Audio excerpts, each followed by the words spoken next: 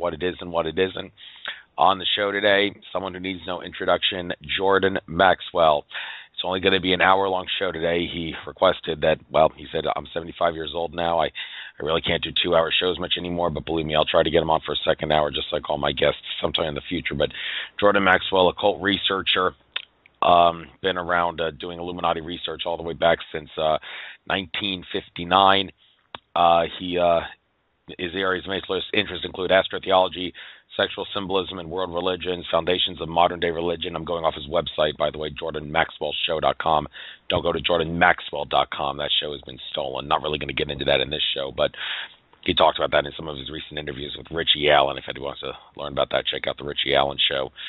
And he's doing a lot of interviews with him recently. But getting back to Jordan's areas of interest, secret societies and toxic religion, world mysteries, ancient and modern, ancient symbols and occult emblems, ancient sciences and technology, hidden Bible teachings and mysteries. Just a second, folks. I'm getting a call, and I cannot be bothered at the moment. So I need to tell this person I'm doing a radio show. Hold on.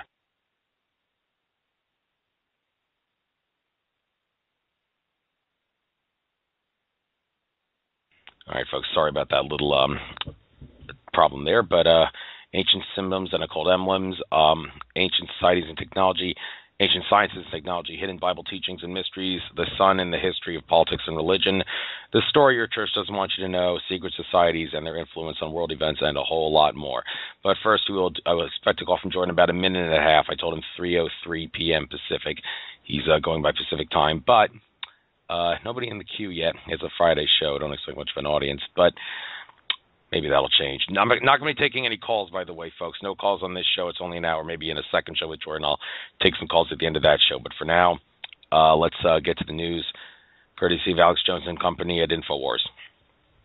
First article, U.S. President Hopeful Rubio vows to jail and try Edward Snowden for treason. Yes, this is a brainwashing tactic to get us to think that the NSA surveillance system is about national security when it's about nothing of the sort. It's about tyrannizing, controlling, predicting the future, so they can surveillance us, predict the future, and control us in that way, and blackmail anybody who poses a threat to the tyrannical Illuminati agenda. And I believe I heard that Ted Cruz has all of a sudden done a 180 and started calling Edward Snowden a traitor. He did that yesterday during the Republican debate. Well, I hope he's joking around. Ted Cruz seems to be a lot of liberty lovers seems to support him, but he's got some issues. He doesn't seem to understand national security. He doesn't seem to understand what that term actually means. It has nothing to do with security of the nation, and he seems to be going along with the system just a little bit, but he's better than most of them, better than 99% of them, no question, but still, Ted Cruz is no Ron Paul. If you're not like Ron Paul, you don't deserve to be a politician in Congress. And even Rand Paul's not like Ron Paul in some regards. It's kind of sad, but anyway, I'm digressing. Getting on, next article. U.S. Securities Commission finds Goldman Sachs $15 million over borrowed stock. Well, finally, it's nice to see that Goldman Sachs is getting in a little trouble, but $15 million, that's a slap on the wrist. They can just print that money out of thin air and get it back and totally cause inflation in the process. Really, really sick. Goldman Sachs, just a gang of bankers that want to rule the world. Control politicians to a great extent, more so than any other bank, I believe. J.P. Morgan Chase is the most powerful bank, they would argue, but they're mostly with getting us into debt. Goldman Sachs funds and controls the politicians to a greater extent than J.P. Morgan Chase. Our next article, that time the Clintons had their own water pollution scandal. Okay, I don't have time to get into this. I don't really know what it's about, but well, Hillary Clinton, she would certainly cause a lot of water pollution if she was president. Our next article, a global economy dead in the water. Yes, I did watch this 10-minute Alex Jones video talking about how everything points to a collapse of the dollar, and America would have to pay the ultimate price compared to other countries. Any country that uses the dollars as a currency would suffer, but America the most. But our next article, FBI says ISIS a threat in Texas. Well, the FBI is part of the government. The government lies to us so much, but considering the U.S. government opens the borders and lets ISIS terrorists in to destroy our lives, well, maybe they are a threat in Texas. They probably are, and the FBI is part of the conspiracy to let them in. Our next article, suspected Islamist storm hotel hold hostages in Burkina Faso. Yes. Is this ISIS and Al Qaeda? Probably is. Don't have time to get into details because Jordan's going to call in. He probably called in now. As a matter of fact, let's check the queue. Yes, I see an area code 111-111-1111. That's probably Jordan Maxwell. Jordan Maxwell, is that you? You're on the air. Yes, it is. And thank you for having me here. Glad you could come on. You did say in your previous emails with me that you would if you wanted to discuss why you turned down the offer to come on my show in the past, but I don't think that's really a big deal. There's far more important things to talk about. I'm glad you came on, and a lot of people are glad to see you on Richie Allen. I've been checking the view count on all those interviews I did with him. They keep climbing, and I've listened to every single one of them just to help me prepare for this interview. But starting off, I think we might as well start this interview off with a little bit of a debate, get it off to a little bit of a bang here. Something that you've been saying for years about how you believe humanity, there's no hope for us unless we get divine intervention. We're just not capable of overpowering the powers that should not be.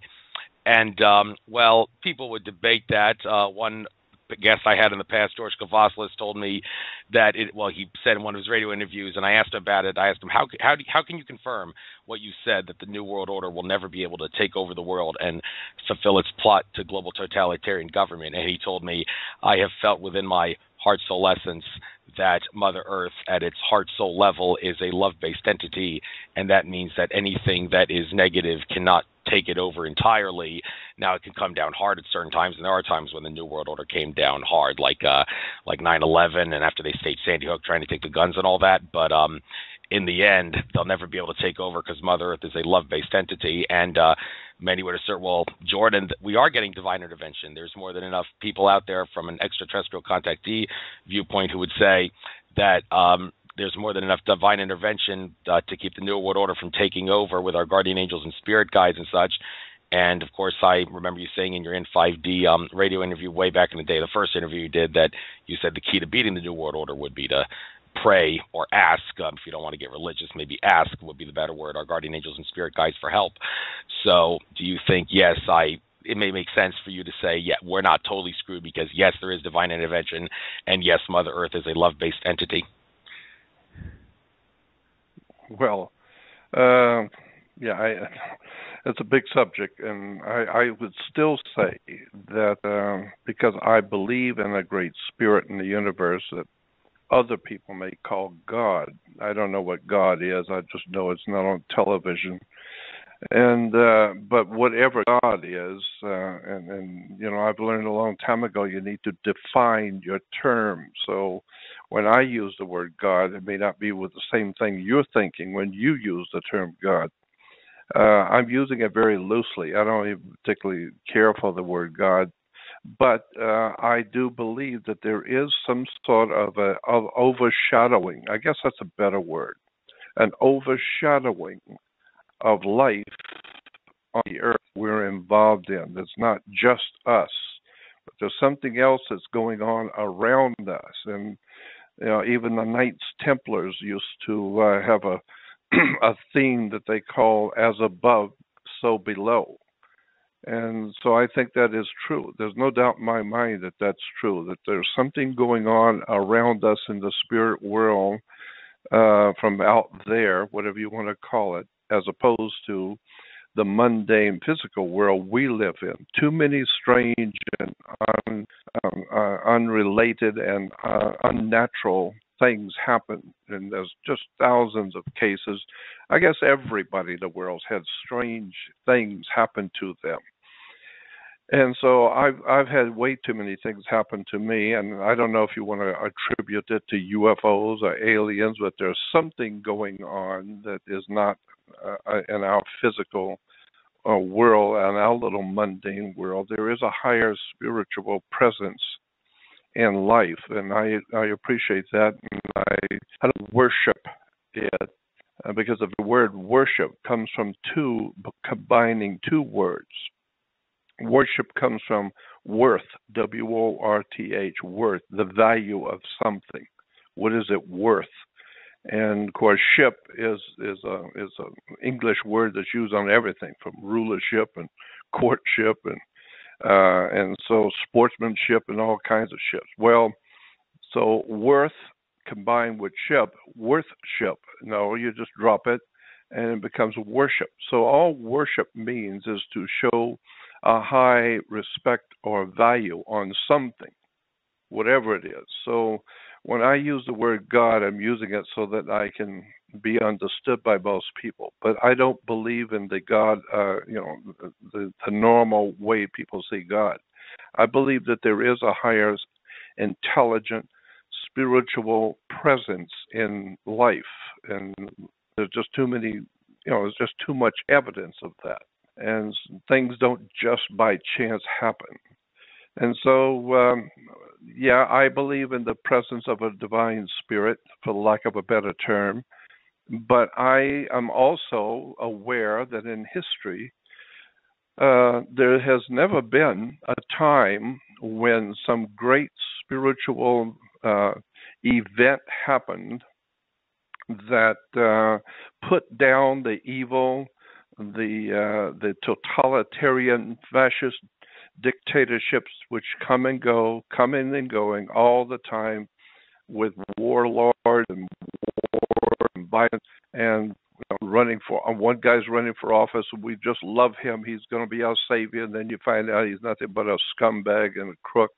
And then we get another one in, and he's going to save us. And then we find out, no, he belongs to the same secret society as the other guy.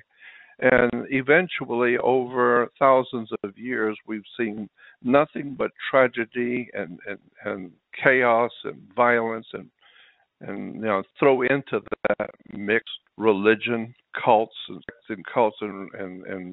military engagements. And so I just go back and look at the past 7,000, 6,000 years of man's human history. When has there ever been a time when God or any spiritual presence in the universe, whatever it is, intervened, I think is a better word, intervened in mankind's natural evolution and did something to clean up this violence and bloodshed and wars and all of the stuff that the human race has been stuck with for thousands and thousands of years? I don't see it. I don't see anything. I know that there were tales about some great lost empire, that was, maybe Atlantis or something like that, where everything was wonderful and holy and everyone was happy, and there was a golden age of man's connections to the divine. I don't buy that. I do believe that there's probably Atlantis that I think that's probably true. I don't think it was any better than we.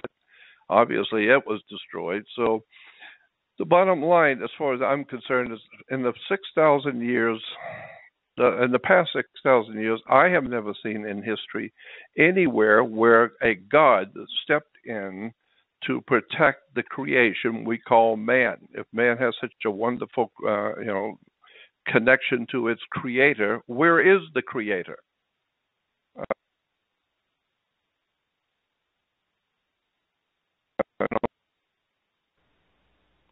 More crime, white collar crime, and and drug trafficking and alcoholism and violence, and existed that at least made a stab at saying it wanted to do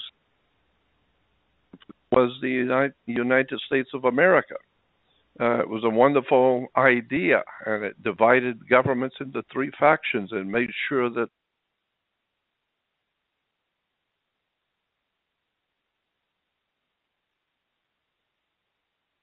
not long after it was founded, as far back as 1790s, 1800s, 1770s, 1780s, and by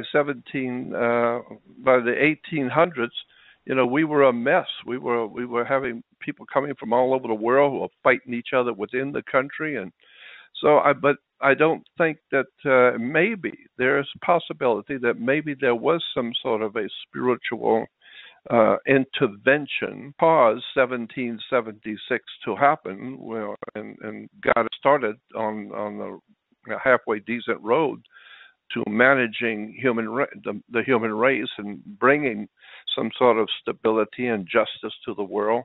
But that was quickly outdone by secret societies in Europe and the royalty, who was not impressed with we calling ourselves free. Freedom and liberty and justice. There is no freedom and liberty and justice to the royalty of Europe. There is no freedom. We own you, and you crawl on your knees, and that's the way it works. And if you don't like it, we kill you. And so that's why there was a great, revolutionary war and bloodshed. And so, but I've never really seen the spirit, whoever this God or spirit that is in charge.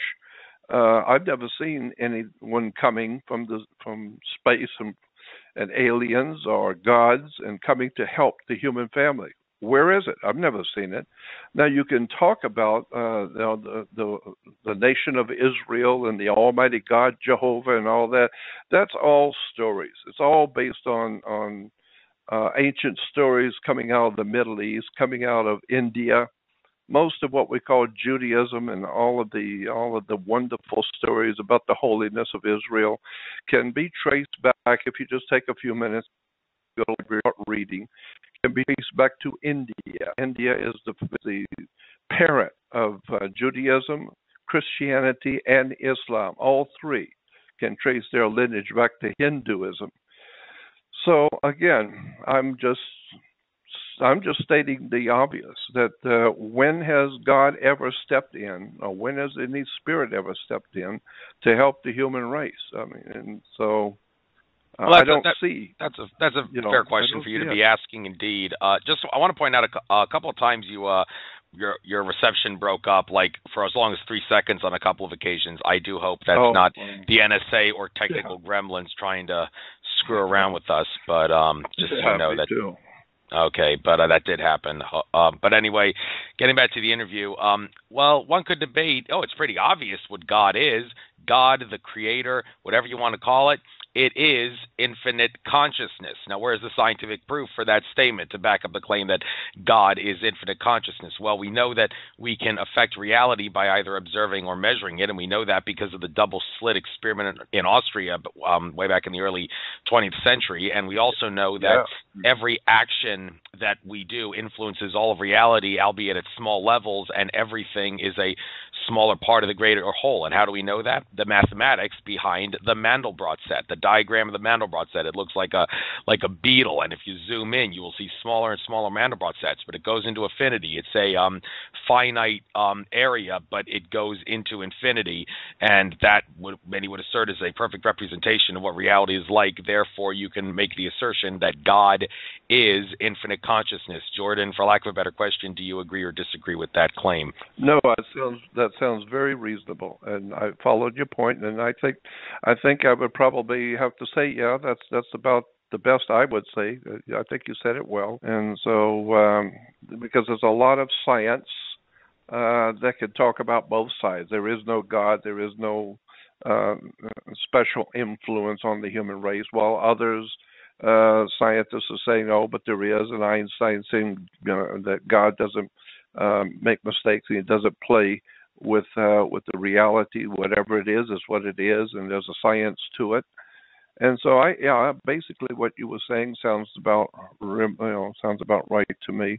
But on the other hand, what has that given to us in the past, say, 6,000 years or 7? And of course, we now know that there's life been on this earth for a long, long time.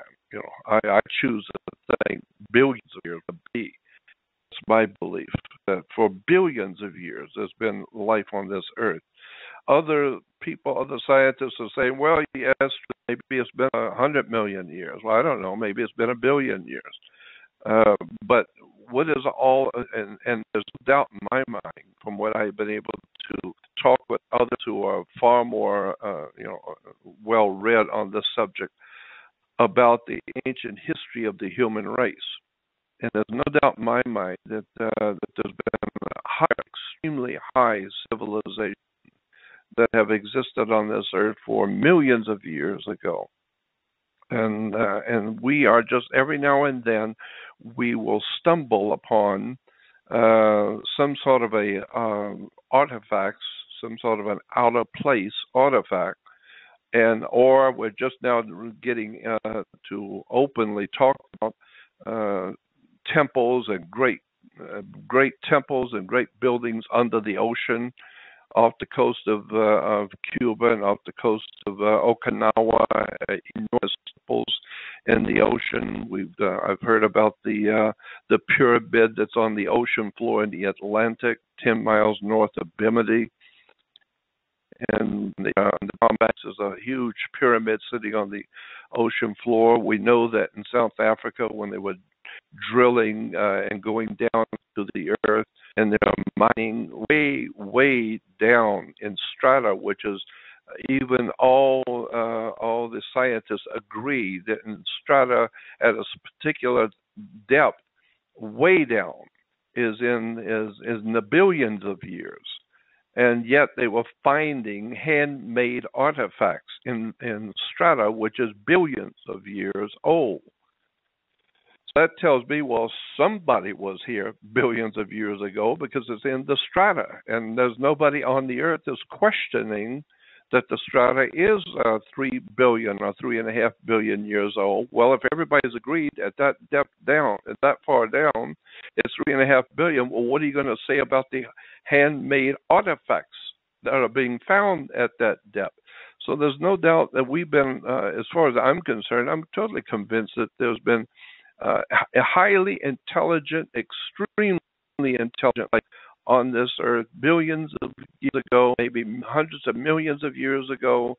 Life has changed on this earth. Who knows? Who knows what creatures were there on this earth 500 million years ago? So I'm just saying that it looks like the flow of evolution, or the flow of the evolving of the story of life on the earth, a big mystery, a big secret. And with God, I have no idea. But I do know that there's something going on. But to bring it back to today, where we live, what we've got nothing but religion all over the world. We got all kinds of cults and religions, and Scientology and Jehovah's Witnesses, and Mormons and Islam and Catholic Church and Protestant religion. We've got all kinds of religion. All of them claim to be the whole truth, and everybody else is full of bull. But what is the fruitage that has been given to the human race? What is the fruitage of so many religions? Well, look around in the Middle East. That's a classic example. Then look around in America, where you have blacks against whites, and whites against brown, and brown against all kinds of religions fighting each other, violence, drug addiction, alcoholism, wars. This is what religions, this is the best that they can come up with, is total anarchy and violence and lies and deception all over the world, in every country. So where's God in all of this? Where is somebody who's going to come in to help, straighten out the human race? I choose to say I don't think there is one. There is going to be. There hasn't been anybody come in and do anything, ride in on a white horse and save the human race for the past 7,000 years. What makes you think that anybody's going to come and help us now? I think it's we're part of an evolution of life on the earth, but I don't think we have it in ourselves. I'm totally convinced, too, that the human race all over the earth, the human race does not have the ability to protect itself. I am totally sure of that we do not have the ability to stand up as one people on the earth, as a human race, and protect ourselves from the mob, from the bankers, from the corrupt politicians, to the tyranny of the totalitarian systems of communism and Nazism and fascism, and all of the other isms that are destroying the human race and causing people to kill each other. We as humans we don't have it. We're just are a mess in the history of mankind. And you would think that with the technological advancements we've made, and with all of the medical and all the rest of it, we would be more civilized. Well, point of fact, we're more civilized. We've only progressed in our ability on how to murder each other. We now can just drop a bomb and kill lots of people. We don't have to go out with bow and arrows. So, and of course, we don't even need to do that because we got governments so spraying you with all kinds of poisons and giving you shots and filling you full of toxic chemicals in your food. So where is God in all of this? I mean, I totally believe that there is a spiritual presence to all of this, but I don't know what it is. All I know is it's not on television. It hasn't got anything to do with Christianity, Judaism, Islam, or any other man-made cults, sects, and religions, which are actually nothing more than corporations and companies and money-making operations. And so if you want to really get serious, where is God in all of this? Where is there spiritual help? I choose to say there isn't. I think the only real help and hope for the human race is the human race. I think if we all got together and went back to school and learned how to read, and the government would leave the human race alone so that we could do our own thinking, and go back to school and learn again, as I said, how to read, how to think, and start educating the human race on how to live and the hygiene and how to live a clean life and a good life and raise food. I think that the human race is going to be the only thing that's going to save the human race. But if that be the case, for sure we're doomed. Because all I see around the world is ignorance, stupidity, people crawling on their knees to religions, jumping up and down and falling all over themselves in glee and happiness when a new president comes in, when the new government comes in. Everybody's happy. They finally got what they wanted, and then 6 weeks later they find out, no, it's the same old gang, same old group, and it's just the same. It's the same system. It's the law of gold. It's the golden rule. He who has the gold makes the rules. And the people who run this world have had the gold thousands of years ago. And it's always stayed, like George Carlin says, it's a big club and you ain't in it. And so today, the whole human race is being guided by a handful of very crafty, highly intelligent, and extraordinarily brilliant, evil people who know how to manipulate the human race, lie to us, trick us, get us to kill each other, get us to turn upon each other. It's disgusting, but I don't see any hope for it. I don't, I'm not easily moved by these concepts of a golden age, and the age of Aquarius is coming, and it's the dawning of a wonderful age. I don't buy that at all. The age of Aquarius, if you look at the real astrological connections that people don't bring up when they talk about the age of Aquarius. Well, first of all, the age of Aquarius, in my opinion, is not going to be here for another 430 to 440 years from now. We're in the dawning of the age of Aquarius, but the sun hasn't rose Aquarius yet, not at all. And so we're just in the we're just beginning to see the light coming up from the sun entering into Aquarius, but it's not here yet. And from all indications, it's not going to be here for another 400 or more years.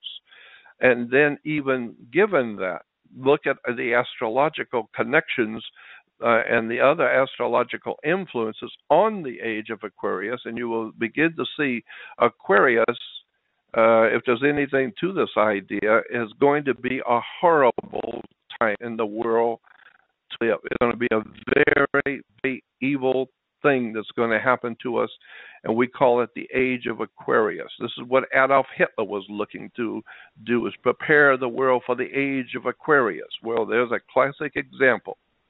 It's going to be a wonderful new world order. I don't think so. The age of Aquarius is going to have a lot of incredible evil connected to it, and it's Well, always been that way. Jordan, I need to interrupt you there because one would say, well, that can't possibly be the case because Akashic Records reader Andrew Bartzis has asserted, and one could make the argument that if Andrew Bartzis says it, then the Akashic Records say it, and if the Akashic Records say it, then it must be true. And by the way, I'm going to get back to that later in this interview.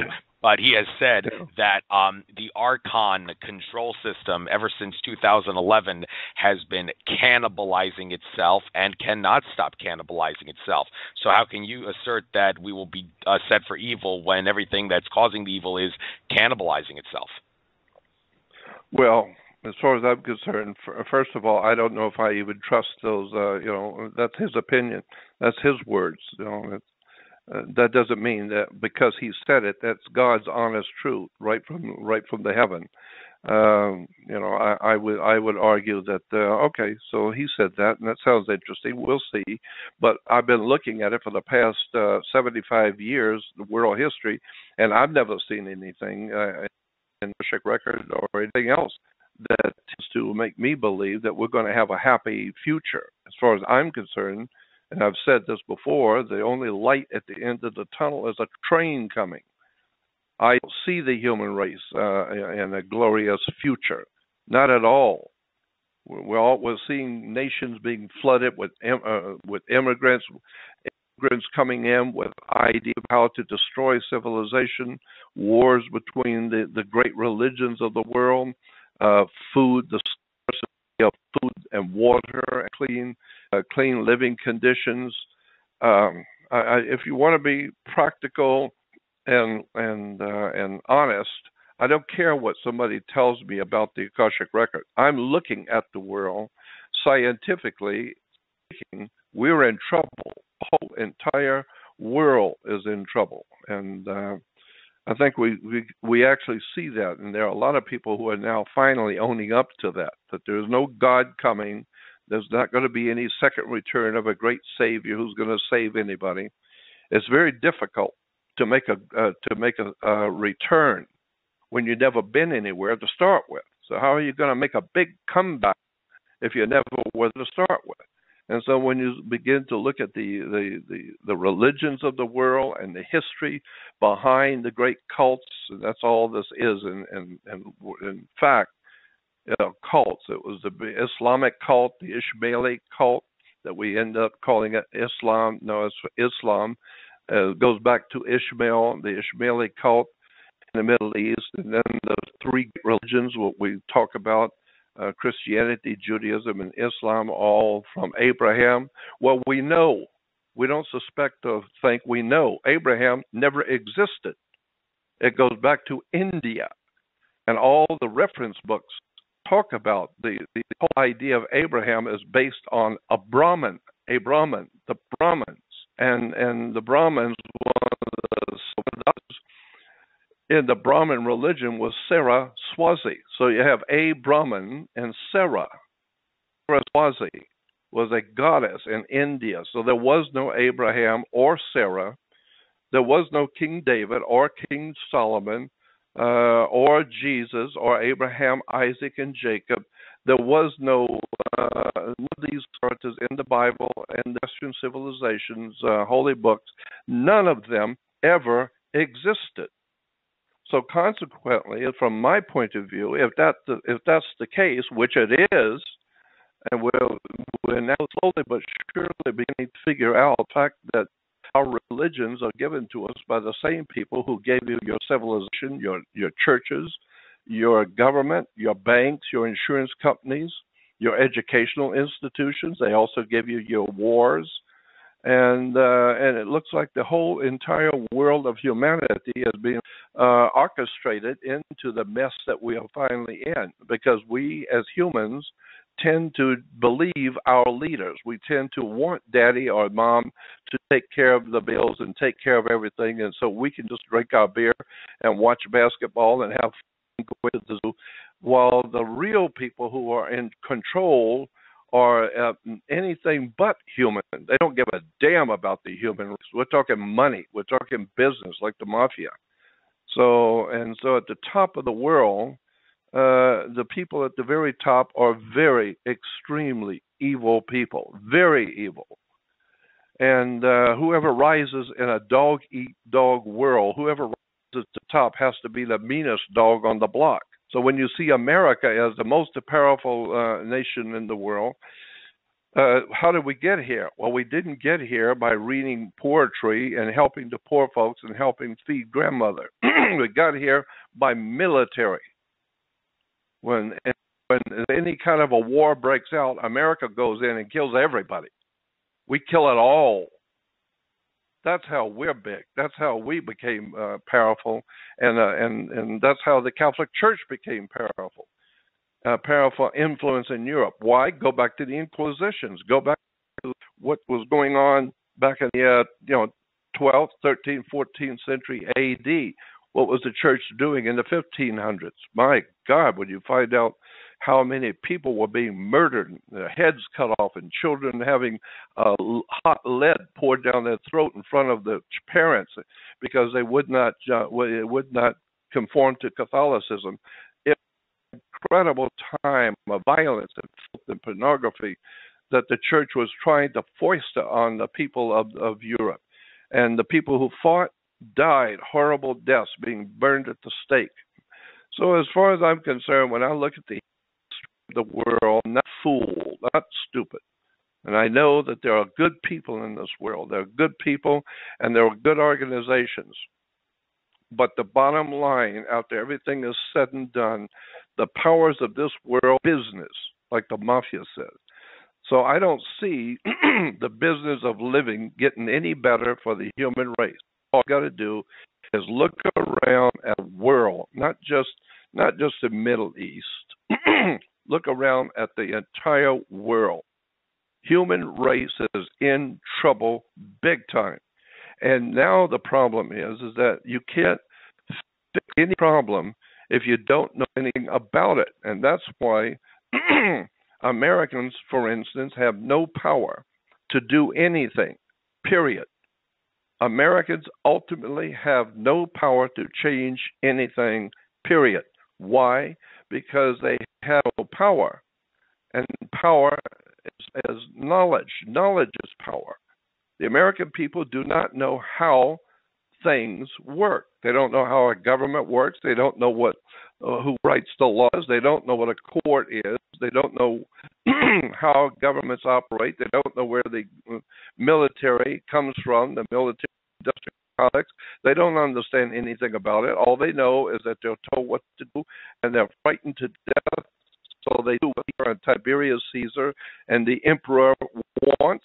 And the emperor is merely representing powerful secret societies behind the throne, just as Caesar in Europe was doing that. He was representing the powers behind the throne.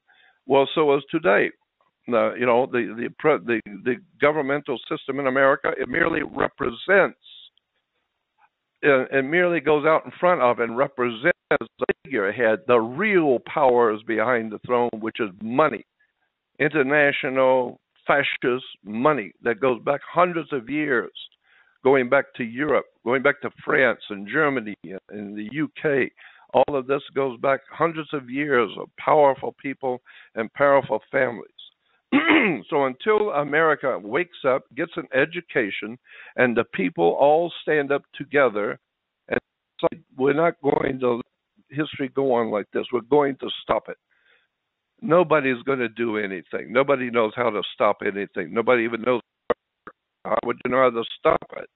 So I'm just saying that's my view. It's just a personal view. But I've been looking at the world for over 75 years, and I'm totally convinced we as humans on the earth cannot and will not ever be able to clean up our civilization on the earth. It's just not there for us. We're too formed, self-centered, egotistical, generally dim-witted.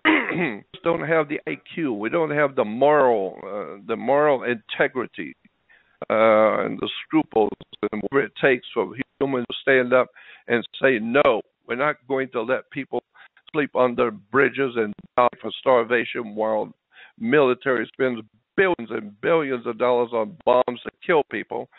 But nobody's going to do that. Nobody can. You that you'll get thrown into prison. So I'm looking at all of it. Like I said, I've been looking at it for 55 years as a science. 75 years I've been living in it. I'm totally sure. There's no doubt in my mind that the human race cannot extricate itself from its problems because we don't know how anything works, and we've been demoralized and immoral until we are now amoral as a country. Sure, there's a lot of good people in this country who have high morals and ethics and want to help, but that's a handful. We got 350 million people, of which I would say at least 85% couldn't care less. As long as the ball game's coming on and the beer's cold and they got a job and they can drink their beer and watch the ball game and do what they want to do and go party, they don't care about what truth is. They don't care about truth and honesty and decency and legitimacy in government. Who the hell cares about that? All we care about is get the rent paid and make sure we're going to have a party tonight. We're going out to entertain ourselves at the hotel and the bars. And so, I mean, I just sit back as an old man, 75 years old, but I'm not stupid. I know where we're going. The whole of civilization is going under. And the reason why is because we've lost our way. The Bible says, where there is vision, people die. Well, the country is dying. The people are dying. We're all dying. We've lost our government. That's a long time. We've lost our job. We've lost our industry. We've lost our money. We've lost our freedoms. The only thing left for now to lose is your mind. And now, of course, we're now seeing America's losing its mind, killing people, murdering, violence, all kinds of men beating their wives and children and kids on drugs, shooting each other. The whole of this civilization in America is so corrupt and so far gone. And so thank God we've got military police, which are heavily armed to beat the flying crap out of anybody that doesn't get in line with what Tiberius Caesar has ordained for us to do. So once you begin to look at the police state, the fascism, the Nazism, the communism now in America, and the totalitarian fascist rule of the earth by secret societies and fraternal orders and powerful people, I don't see the world getting any better. That's an old man's opinion. Well, a lot of people hope you're wrong, and let's switch gears. Just so you know, there's 16 minutes and 25 seconds left on the live feed. We could go a little past an hour if you need to finish a thought or something, but there's two researchers I'd like to talk about who have researched stuff from Earth's antiquity. Maybe take 8 minutes for each, and then maybe we can call it a show and then talk about maybe getting you on for a second hour sometime in the future. But first researcher I want to talk about, David Talbot, the author of The Saturn Myth. You've talked about in the past how you've researched his work. You think there's something to what he's saying, and of course David Icke in his presentations has popularized the idea that Saturn's rings are synthetic and crystalline, and they broadcast some sort of energy that the moon allegedly, which is artificial, the moon, it amplifies it down to Earth to keep us in this matrix. And Norman Bergrun is author of the book Ringmakers of Saturn. He's also helped popularize that idea. But and specifically with David Talbot, the thing about Saturn symbolism, it has been said by many, including David Icke recently, that a lot of what we thought was sun symbolism is actually Saturn symbolism, and some of the things that we thought was symbolism of like something else, like the symbol of Islam, that crescent above the star. Like some thought that was the symbol of Venus, but some say no, that's actually a Saturn symbol because,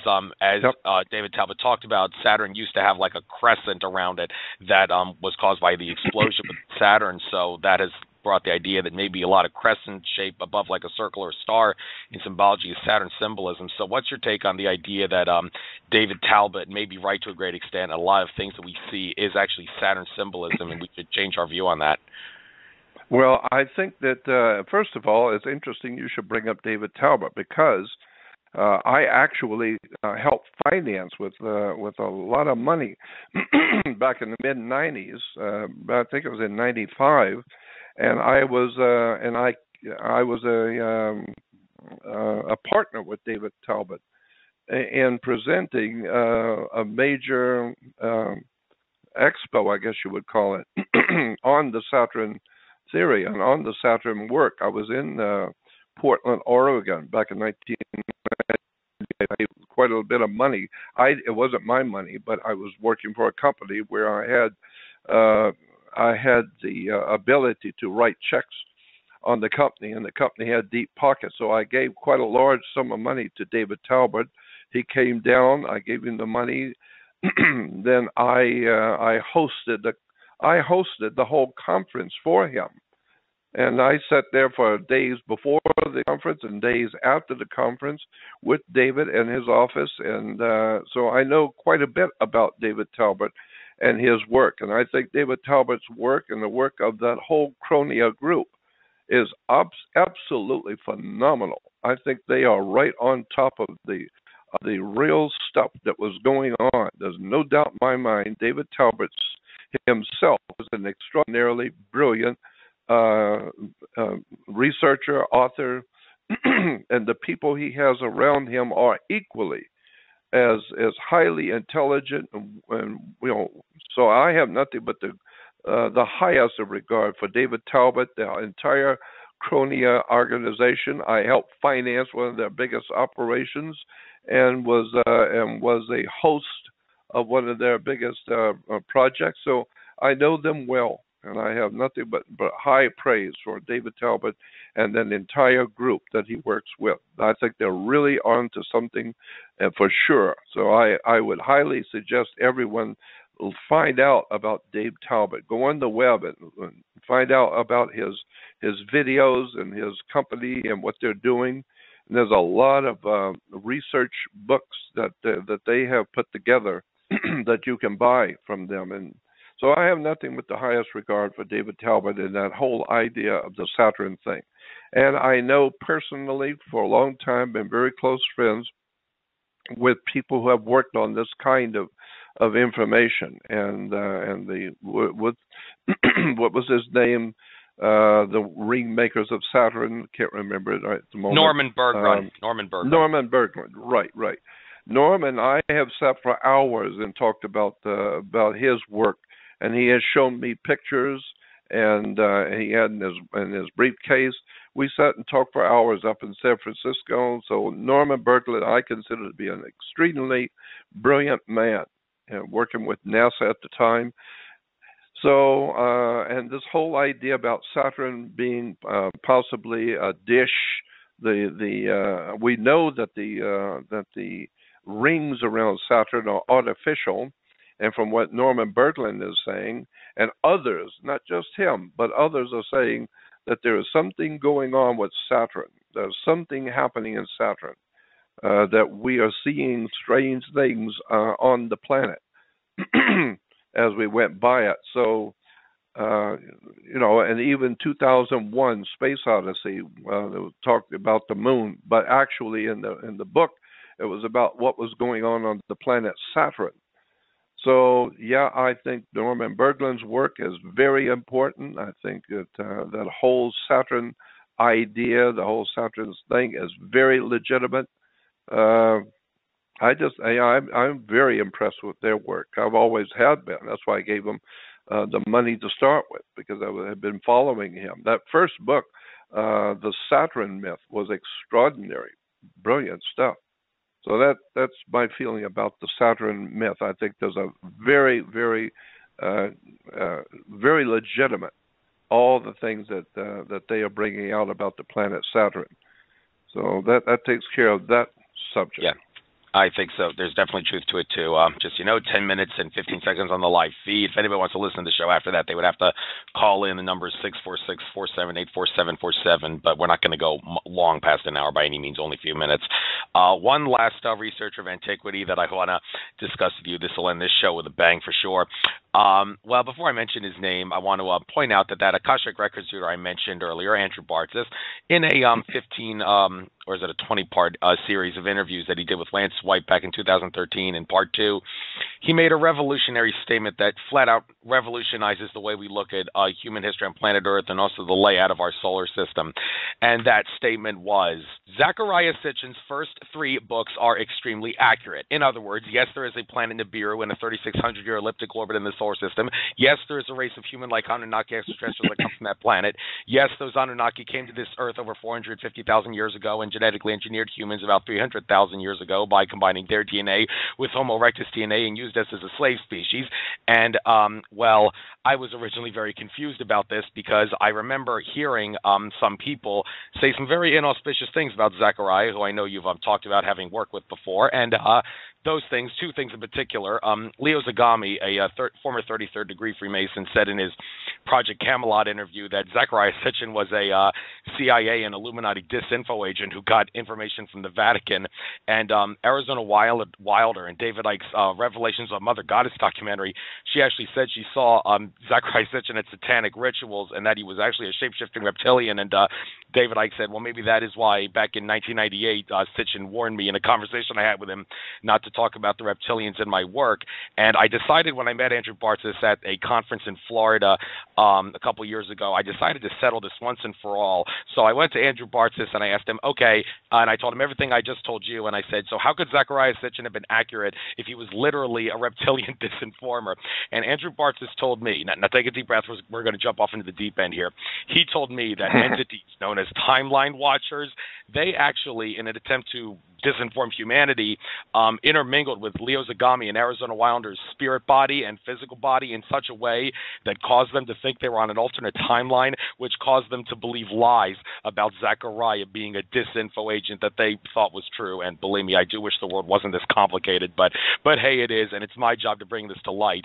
And well, this is revolutionary in many ways because it changes the way we look at like the missing link and the existence of Nibiru and all that. And by the way, if anybody's wondering how the Anunnaki could survive on Nibiru when it's so far from the sun, Tolek, Andromeda Council contactee, in my interview with him, he said that Nibiru has some sort of a perpetual internal heating system that allows for life on that planet, and Nibiru has some sort of an electromagnetic shield that allows for it to survive the life on it as it goes through outer space, the far reaches of space.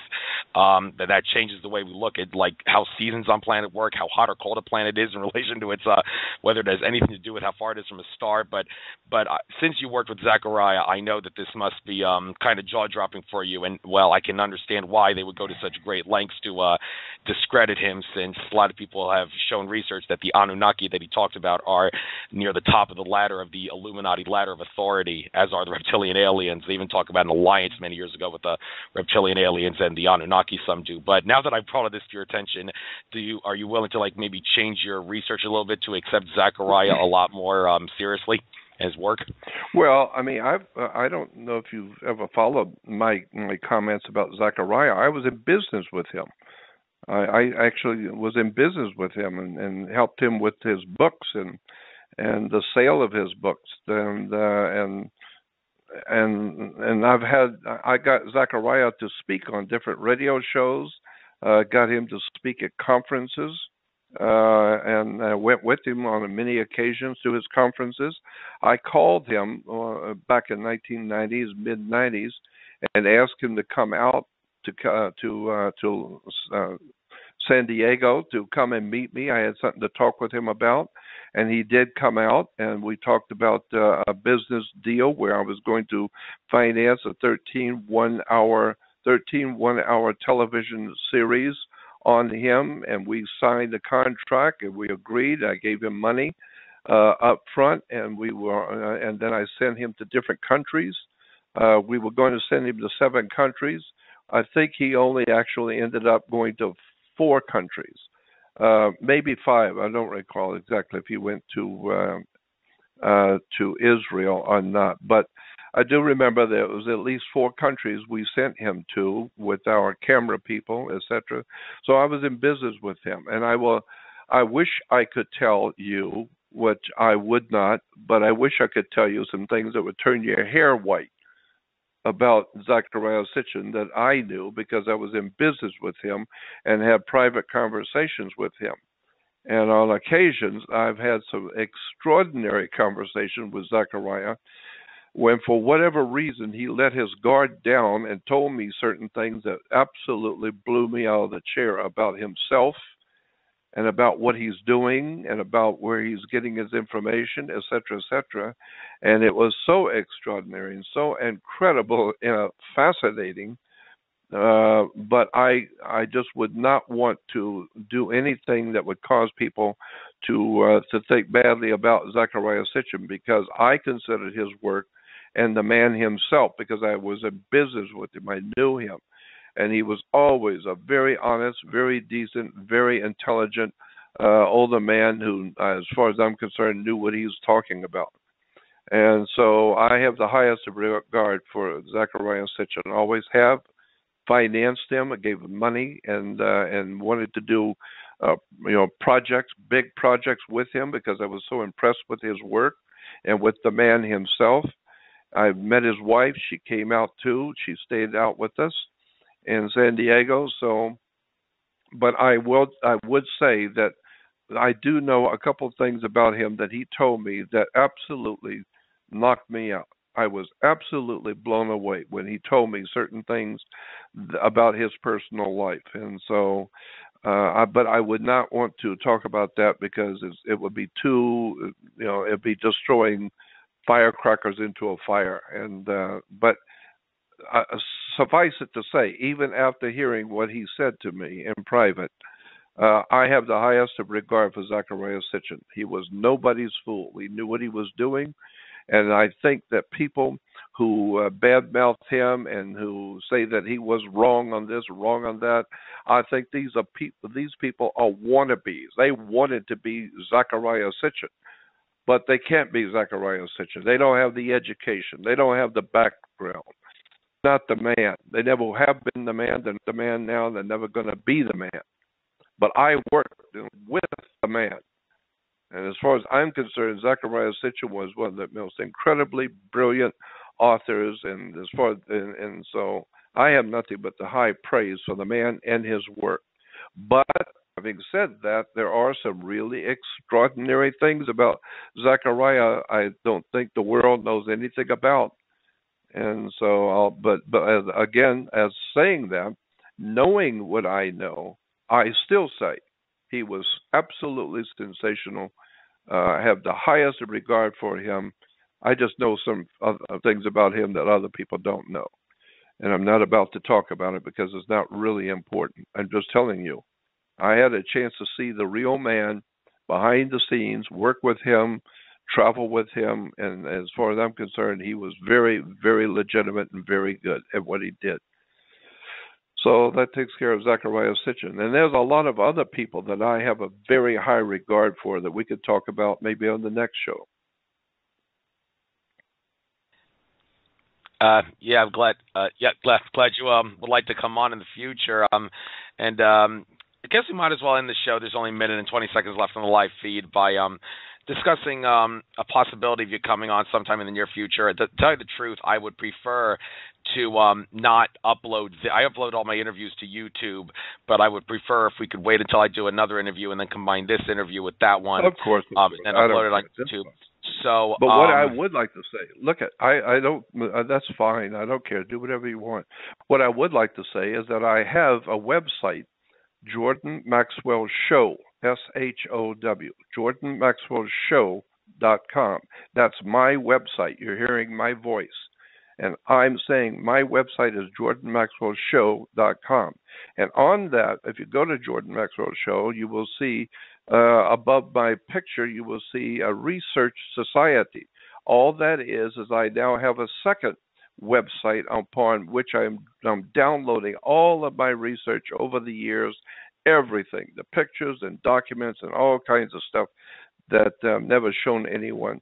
So if you want to be a part of the Jordan Maxwell research, go to Jordan Maxwell Show and join the research. It's called Research Society, but it's just my new research website. And so, but there's also a website out there called JordanMaxwell.com.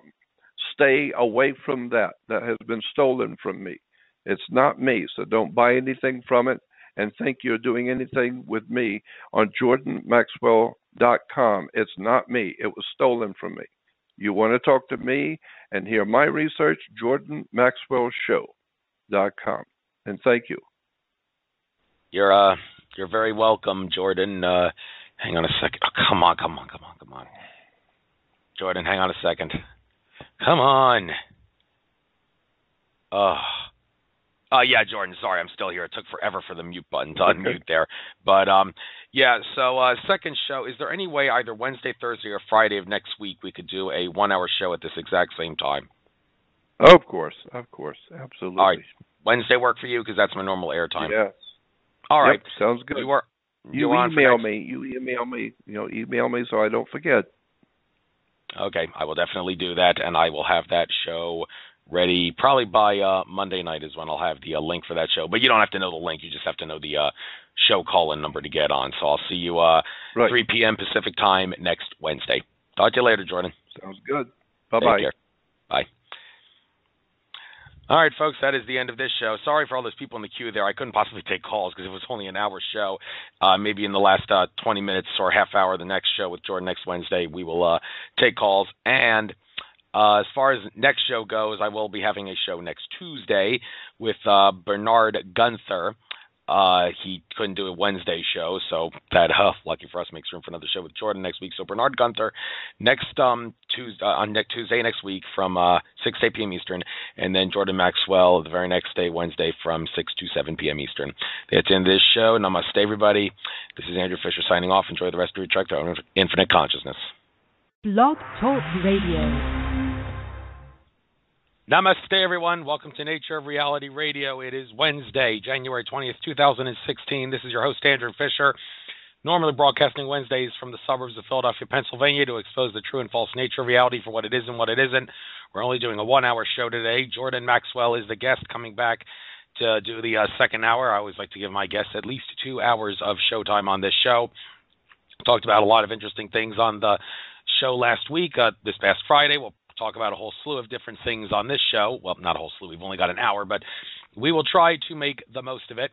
Try to stick with a few law-related things and maybe a couple astrotheology-related things as well in this show. We'll see how it goes. Jordan will be calling in a couple of minutes. Excuse me. I just want to make sure I can get his website uploaded here so I can use it as a guide.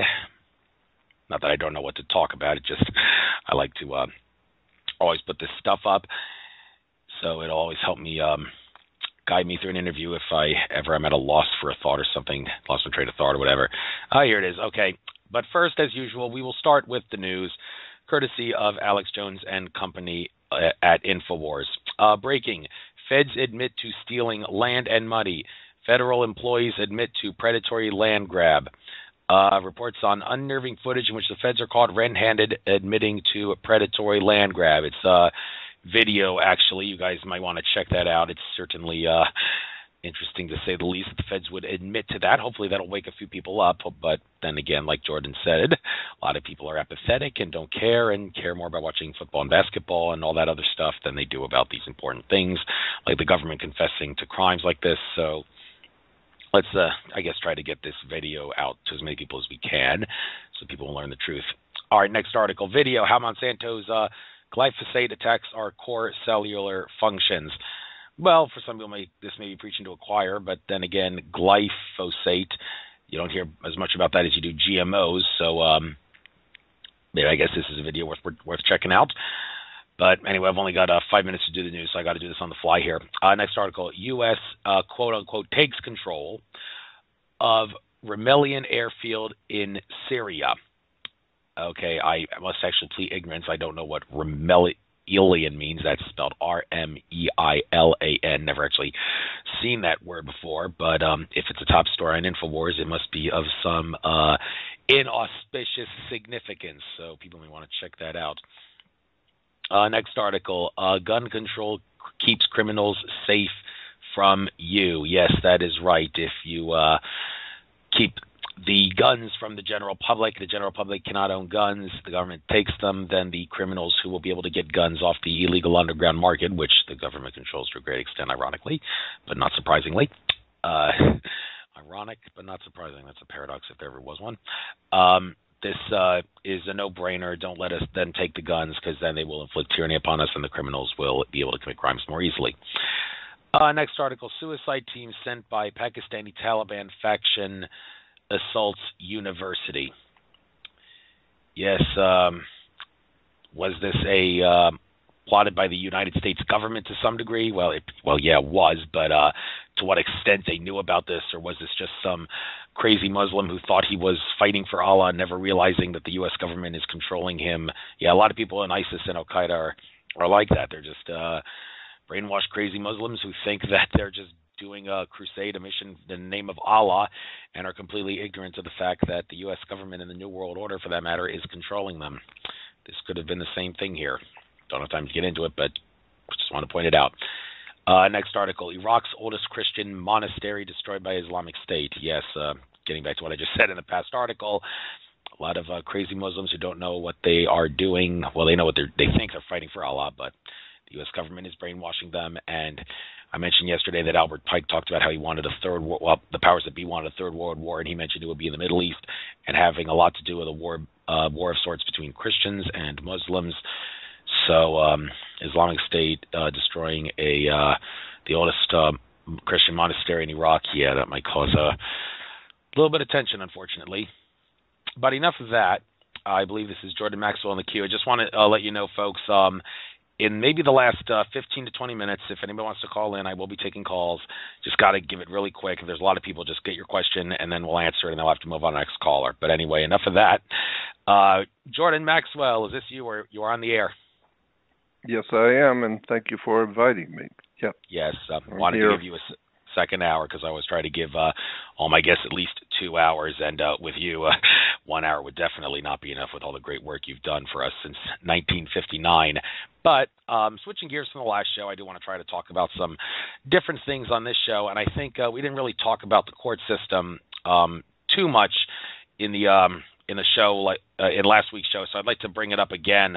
The whole thing you've talked about, the birth certificate straw man thing, and how they make you a corporation. A lot of people would debate as to whether or not it's really necessary for society to know that, because, I mean, if you look at it at a more basic level, what exactly are the Maritime Admiralty commercial law courts doing? What they're doing is they are alleging that you committed some sort of an infraction while operating in a commercial capacity over which there exists some governmental regulatory authority. Now, the statutes and the codes, they are all written in a very confusing, tangled up manner, and to make it appear, they look like they say A, but they actually say F, because the legal definitions of words are always different than the standard English dictionary definitions of words. So one would say that the best way to fight a case, if you're being charged, anytime you don't do any harm and you're being summoned to court, they are going to charge you with some sort of a statute or a code violation, which there is some commercial nexus. There are always going to be some sort of commercial nexus to that, and one would assert that the best way to win your case, without question, the best argument possible is to object to the commercial nexus. And because you're disavowing being in commerce, therefore there's no grounds for the courts to charge you with some sort of a crime. Now, that being said, many would assert, well, yeah, but you still should know how the birth certificate straw man thing works, because if it goes really far down the rabbit hole, as people like you claim it does, then it would be in our best interest to know how the whole system works in order to defeat the powers that be. So why don't you enlighten us on the whole birth certificate straw man thing, and do you agree or disagree that the method I gave about objecting to the commercial nexus would be the best way to win cases in courts today?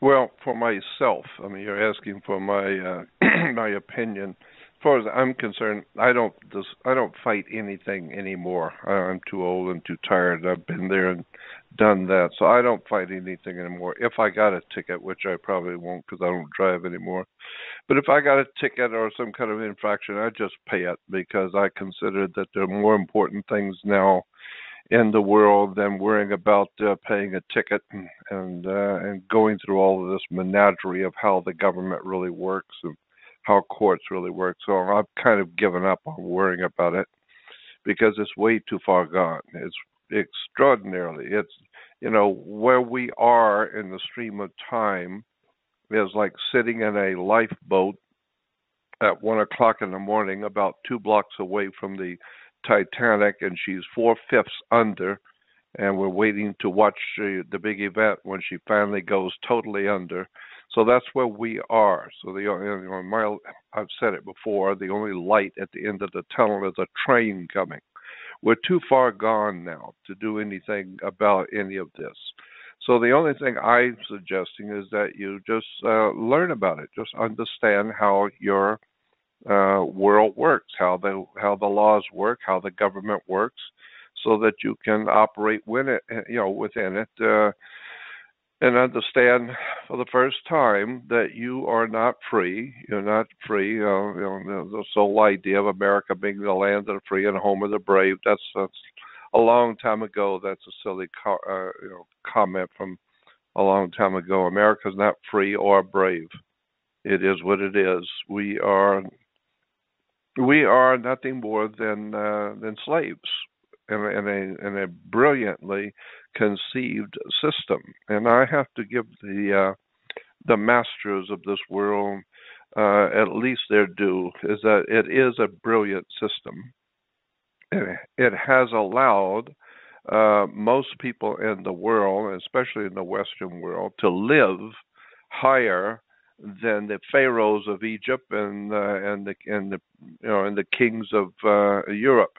We drive flashy new cars and eat steak dinners and watch television and fly around the world on vacation. So it's a brilliantly designed system. So I don't fight it anymore. I just try to educate people as to, just so that you know what you're doing. You at least understand. And I talked about, I think maybe even on this show, where we get the word understand. It means quite literally to go downstairs, and if you're going to put a lot of weight on the second story, you go downstairs and look at the ceiling, remove the ceiling tiles and look at the foundation of the floor above you that you're going to put a lot of weight on and build on.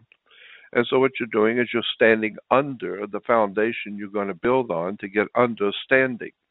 So unless and until you understand how the world is set up and how it actually works, but it's so brilliantly put together that people, generally speaking, are used to the routine. We are used to doing what we do. We pay our taxes. We go to work. We do all the things that we normally do from one day to the next as life has it, and never really understand what we're doing and why we do it. We just assume, like a normal child, when a baby is born, it has its own protocol that it learns as it's growing up.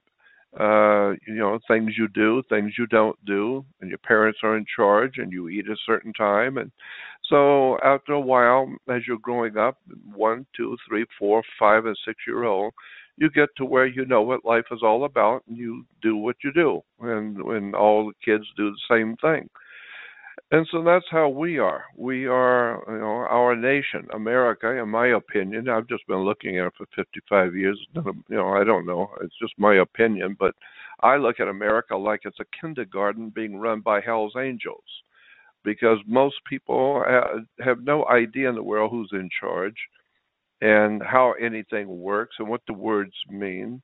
They have no concept of where things have come from and how things have developed. And they don't know the difference between the king is law or the law is king. So they don't really understand how this country was founded, what the words mean, why we have the institutions that we do. It's just a big morass of misunderstanding. And yet people, and yet to show you the brilliance of the system, it continues to work. People are going to work every day and eating and building and living their lives, and no one seems to have figured out what's really actually going on. And that's the brilliance of the system, because there are people in this country who are very bright and extraordinarily well-read, And they know that we Americans, like most people in the world, are nothing more than slave labor. We are not free. We haven't been free since I would say about 1830s is about the last time we tasted any freedom. And by 1848, we were finished. The United States of America was totally finished by 1848. And as we began to go downhill and leave the original Constitution, the original Declaration of Independence, and by 1860s we were involved in a civil war, which meant that there is no longer any United States, period. You can't be united when one half is killing the other half. So there's nothing united about the states. Used to be, but not anymore. And so after the Civil War in about right around 1870, 71, it became apparent that the United States are no longer united. We've been destroyed. We don't even know what we're doing. We don't even know who we are anymore. All we're trying to do is stay alive. So some very bright people who had the money and the connections in Europe, they decided to make this place we call the States, the 48, to make this into a company, a corporation. And so they inaugurated something called the United States Corporation. And the history of it is overwhelming now. I started talking about this many years ago and giving lectures on it. And now today, if you go on and I wasn't the only one. There are many bright people out there many years ago talking about this. But today, it's all over the world now.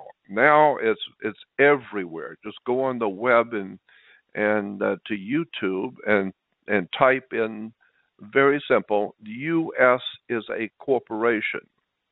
The U.S. is a corporation. And and watch all the, quite literally hundreds of brilliant lectures on this subject. This way I don't have to explain anything to you. Go watch it for hours and days on brilliant people who have done their homework and researched and find out how America really works, what we really are. We're not a democracy. Democracy we know is the worst form of government you could possibly have. And so what we started out to be was a republic, like the Roman Empire. Originally, it was a republic. Republic means it's guided by immutable laws. It's guided by laws that are chiseled in stone, and they have a constitution. And all people were subject to the law, and the laws were written out. Well, today, there is no law. There is only what the corporation says it is today. And so the way it worked is after 1871, there was a corporation, as I said, incorporated in Delaware. It's just a company. It's like any other corporation. General Motors, General Electric, Ford Motor Company. It's just a company. Well, and this was a municipal corporation, and they called it the United States Corporation. But there is a world of difference to any attorney and I would say constitutional attorneys know that there is a world of difference between being the United States or the United States of America. Totally different. And so the United States Corporation is just that. It's a company. It's a corporation. And all corporations, according to corporate law, all corporations must have a president, obviously. So we've got a president of the corporation. All corporations must have a vice president. That's corporate law. So we've got a vice president. All corporations must, by law, have a secretary-treasurer. So we got a secretary-treasurer. I mean, the very founding of the 13 colonies was a business. They were not called colonies. They were called companies originally, because the whole idea, came out of India. The British East India Trading Company is connected with the founding of America and the United States, and then from there it morphed into, after the Civil War, a different kind of corporation. And today, it's just a business. That's all. Like the mafia tells you, we like you. Nothing personal, but it's a business, and so when you understand how the business works and how the corporation works, the corporation is not empowered today. The United States is not empowered with laws. Laws come from a higher source, but corporations do have their own policy. I mean, if you're working for Ford Motor Company, Ford does whatever Ford wants and doesn't want with its employees is not God's law written in the heavens. No, it's just Ford. It's Ford's law. It's the Ford's what you might call their policy. His policy is you start work at 7 and you go home at 3 and you do this and you do that and you take off for lunch. Those are not God's laws, the immutable laws of the universe. No, they're just a policy. Sears has a policy, and Ford has a policy, and General Motors has a policy. Everybody that's a corporation has their own policy. So therefore, we have politicians who make the policy backed up by police. Police comes in the same word as policy, and the policy makers, we talk about the lawmakers, no, they're policy makers. So, when you begin to see how this whole entire United States today works, what it really is, then you begin to look at the courts and commerce and the banking and insurance companies and education, and my God, then you begin to wake up and realize what this really is all about and what's really going on in the world, because all governments around the world are corporations. And so you have corporate takeovers. You have one big corporation comes in and sees a corporation that used to be big but is losing money, and that corporation makes a deal where we'll buy you out and pay your stockholders off, and we'll buy you out. Well, if that corporation doesn't want to get bought out, well, we didn't ask if you wanted to get bought out. We're buying you out whether you like it or not, because you owe and you're not making any money. You're going in the hole. We've got billions, so we're going to buy you out like the mafia. We didn't ask you. And so if you put up a fight, well, then I have to kill you because we're going to take it over. So that's what's going on today around the world, is corporations are at each other's throat, big corporations and small ones, and it's just a business. The whole world is a business. Like they said in the movie 25, 30 years ago, Network. The whole world is just a business, Mr. Beale. It's money, it's corruption, graft.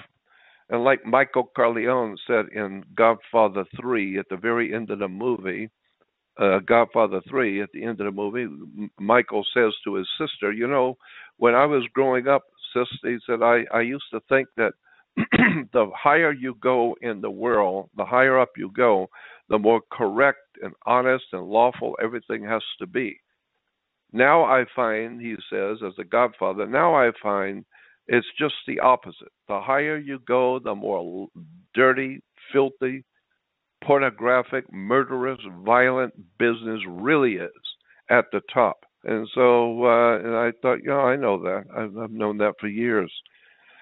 So, basically what happened in 1871 is they made every man, woman, and child in America into a corporation. And I'm talking about something right now that I don't really know that well because that's not my subject.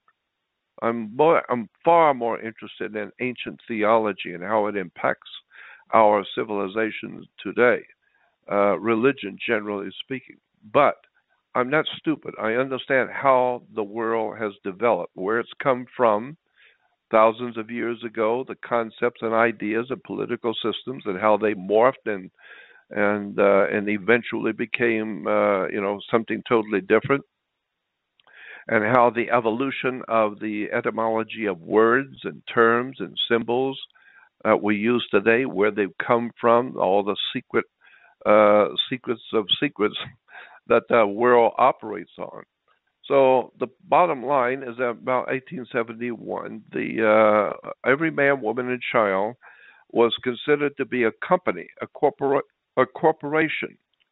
And my God, we could talk about this for hours. I don't even know where to really start, but doing the best I can off the top of my head. So every man, woman, and child is a corporation. And to give you an example, if I see you out with some girl one night and I tell you the next day, look at that girl you're with last night, she's bad company. And you say to me, mind your own business. And then I find out you're going to get married and she's going to be your partner. Partner, business, my company. We're talking business here. That's why when you get married, you have to have a license to get married. It's a business. One corporation is going to do business with another corporation. And you can do that. That's just called business. But of course, it's none of my business. That's your business. And so any corporation I'm dealing with, that's my business, not yours.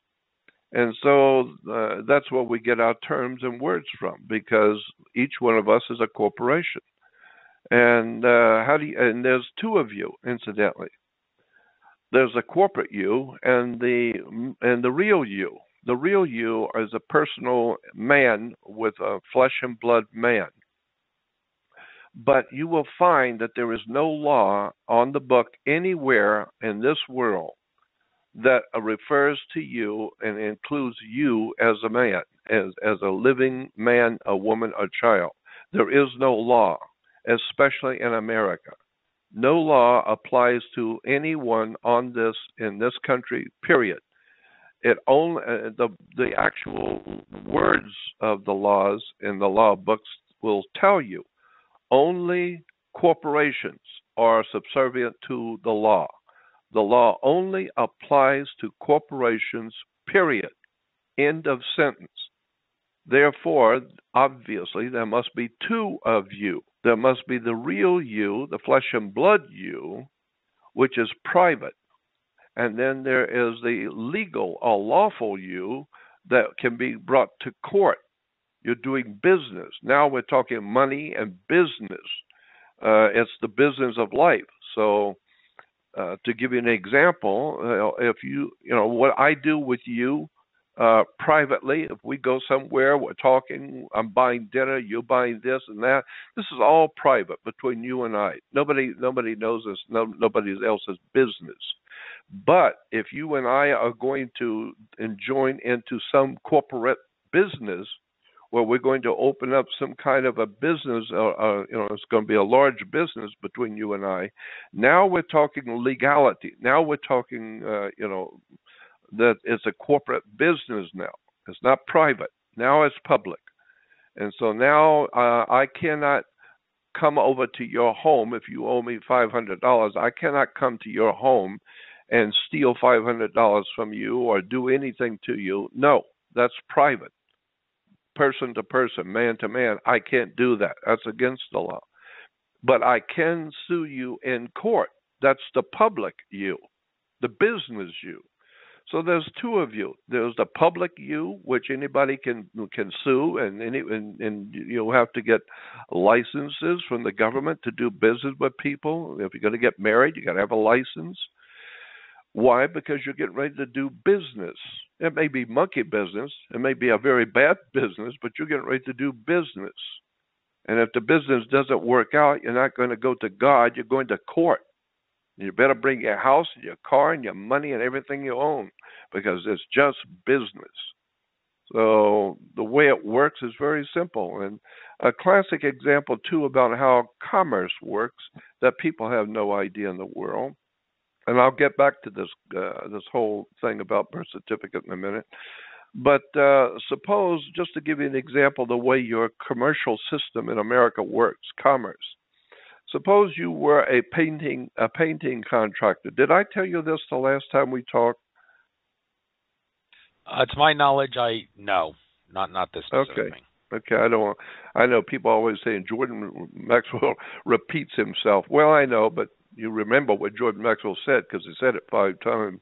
But anyway, suppose you were a painting contractor and I hire you to paint my office, and you give me a price of say $100, $100 to paint the office. Okay, the way it works in commerce in America, the business, this is not personal, this is business, is you give me you do the job, then you come to me and you give me a bill, and you write it up on paper. It's written up on paper and dated, a bill, and the bill is for $100. Okay, I reach into my pocket and I pull out $100 bill and I give it to you, and you are happy because I paid you. There it is. You wanted 100, I give you 100. I didn't give you anything. I gave you $100 bill because you gave me a bill for $100. I gave you $100 bill. If you had given me a bill for $20, I'd give you a $20 bill. Get it? It's a bill. You owe me. So the $100 piece of paper I have in my wallet is a bill. It's a bank note, and you owe me $100. That's the way it works. And so therefore, I have not paid the bill, because any attorney will tell you, you cannot in America pay a bill. We say things like that. I got to pay this bill. That no. In actual court language, you cannot pay a bill. You can discharge a debt, but you cannot pay a bill. So when you give me a bill for $100, I'll give you a $100 bill. Now you owe me $100. The idea is now like a bank account. We're talking about bank account. So we have now an account between you and I. I owe you $100, and you owe me $100. So we're even. And now you go back out and take that $100 bill and you pay somebody else. And so the bottom line is, at the end of the day, no one has paid anyone for nothing. Nobody's paid anybody. Everybody has neutralized their debt. And so at the bottom line is that you cannot do anything with your house or your car or anything you want to do, because you do not own your car. You do not own your house, your home. You don't own your apartment or your condo. You don't actually, in point of fact, in a court of law, you do not own nothing, because you never paid for anything. You neutralize the debt by giving the debt to someone else, but you actually never actually put out gold and silver coins to the amount that you owe on your car and bought it with gold or silver or any way that is acceptable internationally, worldwide, as paying for something. So since you never paid for your car, you only neutralize the debt with paper, then you don't actually, in fact, own the car. That's why every year you have to pay the lease on the car. Anytime you buy a car, it's owned by the bank, and ultimately it's owned by the government. And so you get a pink slip, and the pink slip shows that you don't own it. You're merely the person that's using it, and you are neutralizing the debt by your money each month that you pay. It's an extraordinary subject of how banking works. And where do we find banks? We find banks on each side of a river. It's called river bank. And what does a river bank do? It directs the flow of the currency, because your money is referred to in law as a currency. And so, because it's a current, it's an ebb and flow. It comes in, it goes out, comes in, it goes out. So it's a current. And so once you understand that your money is like water, actually, in point of fact, it's called maritime admiralty, maritime meaning of the sea. So your money is maritime admiralty finance. It's water. So we say, money goes through your hands like water. No. In point of fact, before the judge, money is water. Period. Your money is referred to as a liquid asset, cash flow. And when you begin to, nail all of this down, how the world works and what your money really is, and what your bank statement really is, and what your government actually is, none of this makes sense to anyone. That's why the whole country is in trouble financially and educationally, and in trouble with the law, because they don't know how the world actually works. And so when you begin to see that there's a whole world of dark knowledge, secrets, secret words and terms, and you go into a court, and why do you go to a court? You play tennis on a court, play basketball on a court. How do you play tennis on a court? You play with a racket. Get it? And so when you're in a court, the whole idea in a court is to put the ball back in the other guy's court. And so anytime you've got a tennis match or a basketball match, you've got to have a referee. You've got to have somebody make sure everybody's playing by the rules. So in a court, you're playing, putting the ball back in the other guy's court. Why? Because you've got one team on the one side, that's a team of lawyers, and they are opposing the other guy he has his team. So you got two teams bouncing the ball back and forth, and the judge is wearing a black robe because he is now he's the what do they call it? He was like he's calling the shots. He's making sure everybody plays by the same rules. So that's all he's doing. He doesn't care. He's going to get paid anyway. It doesn't matter. But he's like the referee is the word I was looking for. He's like a referee. He's just sitting there watching both sides argue back and forth and make sure they're all doing it correctly according to the corporate rules and regulations. And so therefore you're going to be charged. Well, that's what you do when you walk in and plug something into the wall. You're plugging into the circuit. So therefore you got a circuit judge in a circuit court, and you're going to plug in. But why? Because you've been charged. And you're sticking your finger in the light plug, and you're going to get charged. And all law, all crime, and this is something most people have never heard.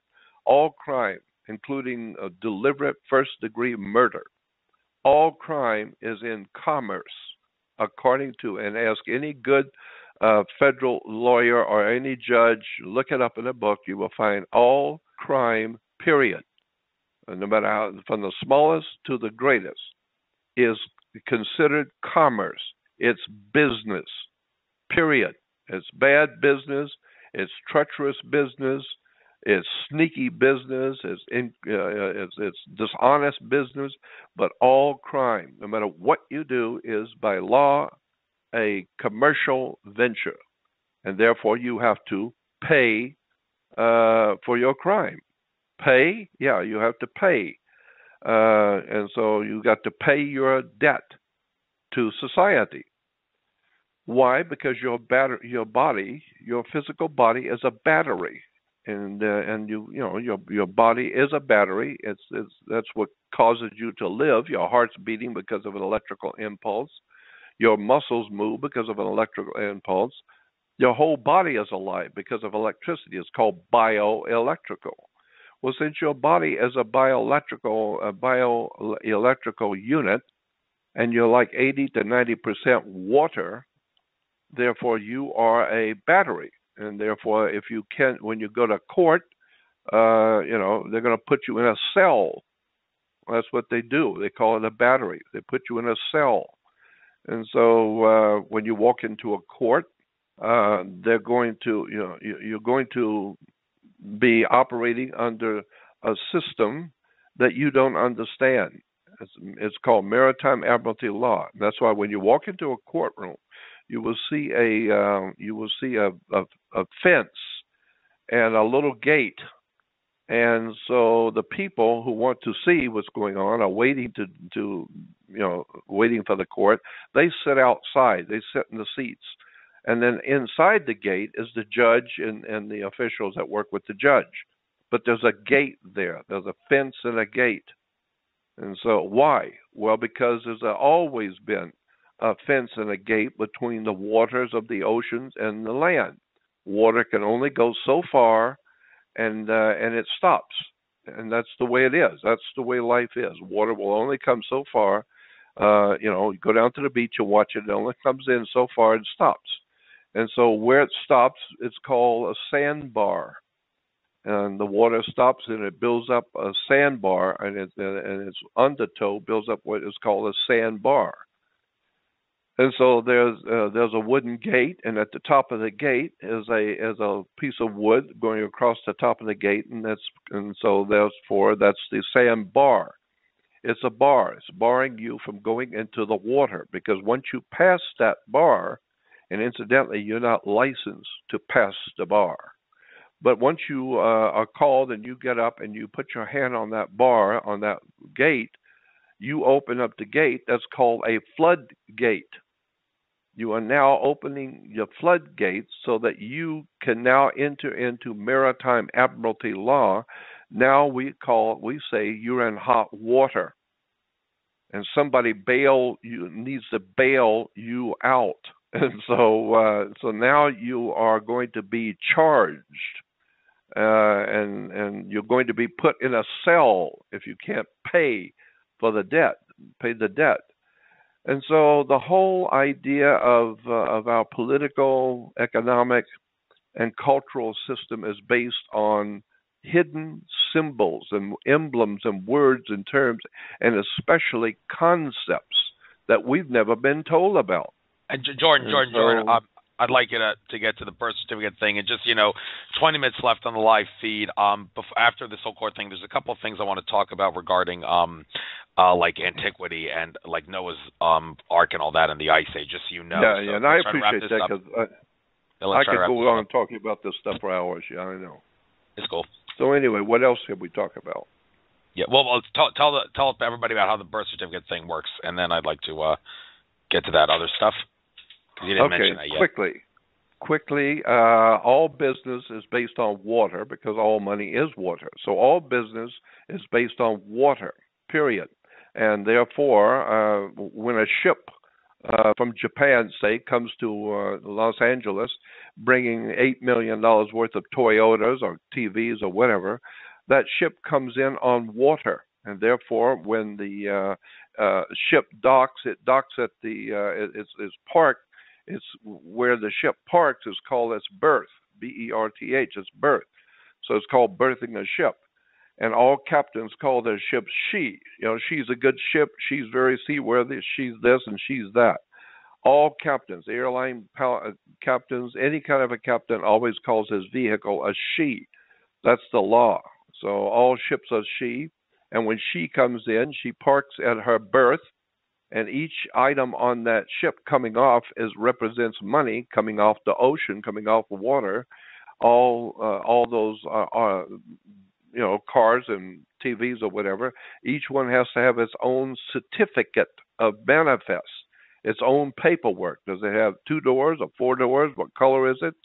How big a screen is it? So each one of the articles coming off that ship represents business, money, coming in off of water. So therefore, she is in her berth, and each item she brings to the world has to have its own certificate. So it's called a birth certificate. And so when you were born, you have a birth certificate, because your mother, your father was the man, M-A-N, the manufacturer, and your mother was in labor building the new item, the new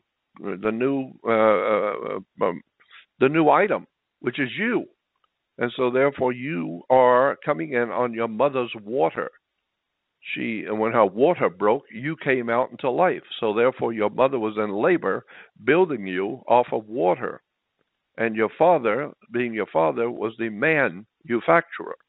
And so therefore you have to have a birth certificate, and it has to be signed by the dock. The dock has to sign your birth certificate. That's right, because the ship is sitting at the dock. So again, it's all part of a commercial, occult, mystical, dark system of words and terms and symbols that I just have always felt to be very interesting. And I thought it's, Jordan, I want to ask, it's something that we all need to know. Do you subscribe to the idea that a birth certificate is actually a death certificate because capital letters, like they put capital letters on gravestones, so therefore, and also because corporation is related to the word corpse, which symbolizes death. So is the birth certificate actually a death certificate? Well, that's true, but to see, as I told you, there's two of you. There's a private you and a corporate you. The corporate you is always denoted in law as in capital letters. You will never get a bill from Sears or from the gas company or from an insurance company or anything. You will never get a bill for anything in your life that your name is not in all capital letters. You will never get a bill from anybody. If you get a bill from anything, for a gas company or insurance lawsuit, it must be in all capital letters, period. That's the law. And therefore, that all capital letters represents a corporation. That's why when you die, you're a corpse. Why? Because when you go by a graveyard, you'll see all the names of the corporations that are now defunct. They're not in business anymore. They're out of business. But they're in all capital letters because they were a corporation. Now they are a corpse.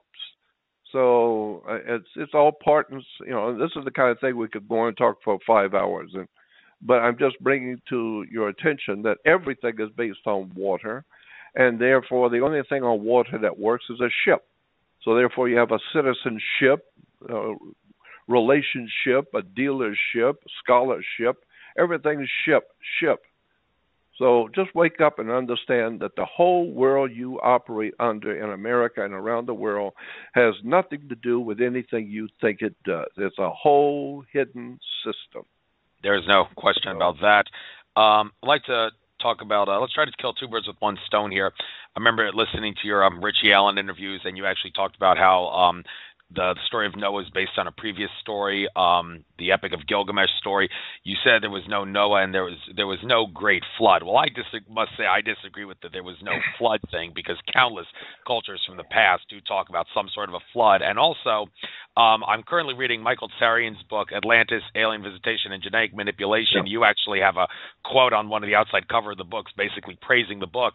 And one of the interesting things that Michael Tsarian says in that book is that 13,000 years ago, about that time, it said that we had the end of an ice age and there was a horrible global catastrophe. But Tsarian asserts, no, there was actually no ice age. That's one of history's biggest lies. It was just like some sort of a pole shift or something. So the idea that there either was or was not a flood, agree or disagree, and why do you agree or disagree with that? And also the idea of whether there was an ice age, like Tsarian claims there wasn't. What do you have to say about all that? Okay, all over the world, there's overwhelming, in-your-face, obvious proof that virtually nobody refutes that there were great, huge floods, and I do mean enormous floods. But there was no worldwide covering of the earth, as the Bible says, over a mile higher than the highest mountaintop. And so that Noah had to send out a bird to see if there was any land showing anywhere. Well, that is ludicrous on the face of it, scientifically speaking. There's never been a flood that covered the highest mountain on the earth. It's ludicrous. But there has obviously been enormous floods that swept over whole continents. So there's no problem with understanding great floods.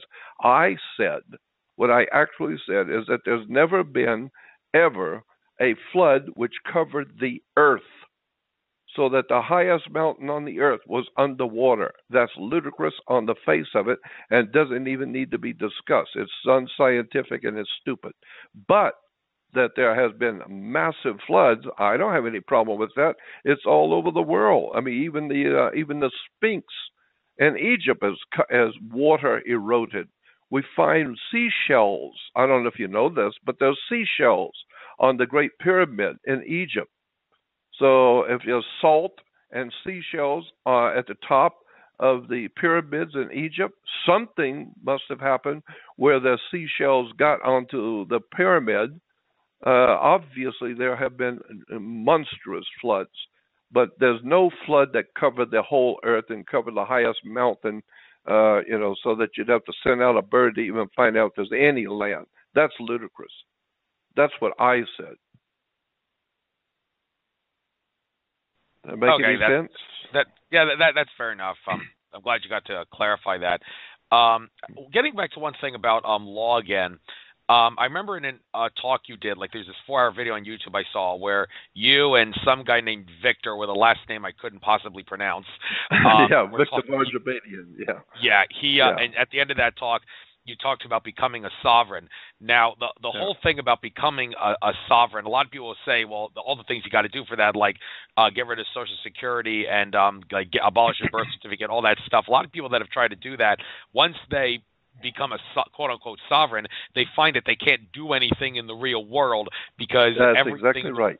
Yeah, so do you think right. it's okay, so the process that you suggested that people follow to become a sovereign, if you agree with that, then by all means tell us what you think they should do, or have you maybe retracted your take on people possibly doing something like that? Yes, well, see, I realized that when I first heard it, I knew in my gut that we all are sovereigns. When you were born and came out of your mother, nobody owned you. The universe didn't own you. God owns you, so you're free. Now, of course, you're going to be brought into your government, all the man-made stuff that's been here over everybody from for thousands of years, and you're going to be susceptible to it.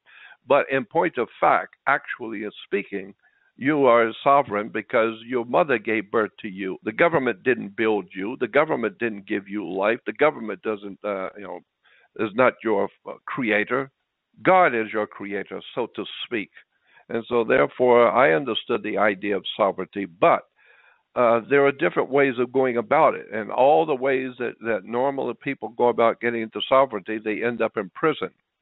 They end up broke and in prison or in jail. There is one way you can become totally disassociated with the federal government if you wish, and it's perfectly lawful and legal. If you want to drop out of the corporation called the United States Corporation, in Washington, D.C., you can become a state citizen. A state citizen goes back to 1776 and to the founding of America, where everyone in this country were members of their own state. There was no federal citizenship. There was only state. So people asking you say, I'm a Texan. I'm from Texas. I'm from Colorado. And therefore you were under the law of Colorado. You're under the law of California. You were a state citizen. But in 1871, the states have been killing each other, so there was one corporation now, and it's a privately owned company, and it's called the United States Corporation. So now, no longer were you a member of a state, you are now an employee of a foreign corporation called United States Corporation. So you can still today be a state citizen. Go on the web and read and type in statecitizenship.org. State citizen or statecitizenship.org. And it will tell you all about how to become a state citizen, which removes you from the federal jurisdiction forever, period. And no longer does the federal government have anything whatsoever to do with you, period. No laws affect you, no laws apply to you, period. But there's, the devil is in the details. When you do that, you have just committed suicide, because you are now totally free of the federal system, and the federal government has no jurisdiction over you. And that means, as translated to mean, no more driver's license, no more car registration, no more of this, no more of that. You can't get insurance. Nobody, and I do mean and emphasize, nobody is going to hire you. And nobody is going to do any business with you, because you are a freak. You are a mentally deranged freak. You don't have to pay taxes. You don't have to pay fines and tickets. You don't have to do anything in the federal system, because you're out of it. And you're perfectly lawful and legal, and the government agrees with it. But nobody out there in the country is going to hire you. Nobody's going to understand what you're doing. So you might as well, if you're not Donald Trump with hundreds of millions of dollars in actual cash in your hand, then you better stay a federal citizen, because there's going to be no insurance. There'll be no driver's license, no registration. And what happens to you if you go out to drive in your car as a state citizen? You're going to get stopped as soon as you go out because you have no license and no driver's license and no insurance, and you're going to be put in jail. And then after jail, 6 weeks to 2 months later, you'll finally get into court and you will show the judge that you are, in point of fact, lawfully a state citizen, and the court will say, yes, we agree with you. Sorry that you were arrested, and you can go. You're free to go because you are a state citizen. And then when you go out to your car to drive home, you will get stopped because you have no license, and they will arrest you. And from here on out, for the rest of your life, you're going to spend it in court telling judges and showing judges that you're a state citizen. So my idea, my thinking is you're lost because you cannot operate in America. You can't have a job in America. You can't have a bank account. You can have no credit cards. You can do no business with anybody because you're not in the corporation. Period. You're not in the corporation. The company called United States does not acknowledge you. You are a state citizen. So I hope you got a lot of money and stay home, because if you go out, you're going to get arrested, because the people out there, the cops out there on the street, they don't know beans to bullshit about any state citizen. All they know is that they are told if there's no license on that car, arrest him. Period. They don't care about state citizenship. They can't even read, most of them, so they don't care about state citizenship. I know what you're talking about. I got pulled over in Arizona not that long ago, and I tried to say I'm not operating in a commercial capacity. The officer didn't know what I was talking about, so I spent 30 hours in jail, and I'm currently trying to work that whole thing out, but that's another story. Okay, so there it is. I see. That's my point. Okay, but anyway, we got a caller in the queue, area code 601. You are on the air. What's your name, where you're from, what's your question? 5 minutes till the live feed is up, just so you know. Oh, he just dropped off. I guess he didn't want to... Scared him. We scared him. Okay, I didn't mean to do that. But anyway, we got time for one more subject. I have to ask you to do this really quickly on the fly here, because you only got 4 minutes, 45 seconds to the live feed. Well, you can go past a little past an hour if you want to. But I've heard you say the mafia controls the government and the Vatican controls the mafia. Could you quickly give the smoking gun proof that that statement is true? Well, I'm talking about corporations. The United States Corporation is a Vatican corporation. It's based on British East India Corporation. It's based on something that happened back in the 9th century, 10th century. The Vatican became a corporation, a company. Even Islam today, Islam is a corporation. It's a company. It has owners. People don't know anything about this, never heard of it, and we don't have a whole lot of time. But the country, the United States is a company. It's a corporation. The Vatican is a corporation. Israel is a company, a corporation on the stock market. Islam is a corporation, a company on the stock market. And so it's all corporations. And so we want everybody to cooperate because it's all cooperations. So, but that's a big story.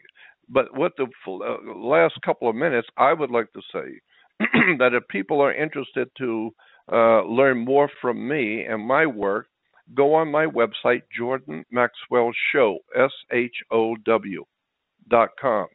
That's Jordan Maxwell Show.com, because there's another website out there called JordanMaxwell.com, which does not belong to me. It was taken from me 5 years ago, and it doesn't belong to me. So people are sending money to donate and buying videos and books and stuff off of JordanMaxwell.com, and for 5 years it's never come to me. So it does not belong to me. Stay away from JordanMaxwell.com. If you want to talk to me or see my work, go to JordanMaxwellShow.com.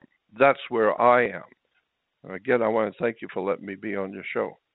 You're very welcome. And just because we got 2 minutes left, one more thing I just want to bring up.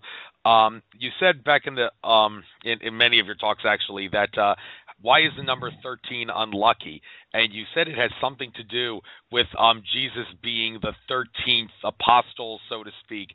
And I was scratching my head, I must admit, after I heard that, because I really don't see how that has anything to do with not being lucky. So could you please enlighten me and by that? Yeah. What I said is that Jesus has 12 apostles. That's why you have 12 jurors in a jury room in a court, because you have 12 jurors because they're going to help bring the truth to light. And Jesus said, I am the light and the truth and the light. Well, you're going to bring the truth to light with 12 apostles or 12 jurors. And so Jesus represented the master, and he has 12 followers. And so the 12 and 1 make 13. So 13 is a perfect number for government. And in the ancient numerology, 13 is perfect government. Perfect government is Jesus governing the world with his 12 apostles, which is actually the sun, S-U-N, with his 12 signs of the zodiac, or 12 months of the year. So the 12 months of the year plus their master, the sun, makes 13. So 13 is a perfect number for government. And so that's why the United States had to be originally, the original revolution, American Revolution, had to happen in 1776, because in Hebrew and Jewish numerology, 8, the number 8 is the number of new beginnings. It's the only number that you can write over and over and over without lifting your pen from the paper, an 8, and therefore you turn an 8 sideways, it becomes infinity. So infinity is running back and forth, making an 8. So 8 is the number of new beginnings. You're always starting over again on that 8. And 76, 1 in 7, 1776. 1 in 7 is 8, and 7 in 6 is 13. So the great thinkers, the great philosophers who founded America knew we're going to start something new, which is 8, and it's going to be based on Jesus and his 12 apostles, called Christian civilization. So it's going to have to be in 1776. We're going to have the revolution. It's all well thought out by secret societies that founded America. That's a very big story, and most people think it's crazy because they've never heard it before. So I don't care if you've never heard it before. That's the name of the tune. That's where it came from.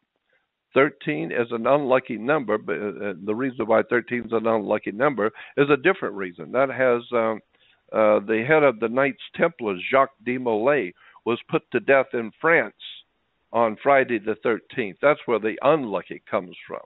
13 has always been a very important number, but Jacques de Molay, the head mason of the Knights Templars, was put to death in France, in Paris, on Friday the 13th. That's why Friday the 13th is unlucky. Well, it's real unlucky for Jacques de Molay, so that's why the Masonic Order of Knights Templars even today say 13 is an unlucky number.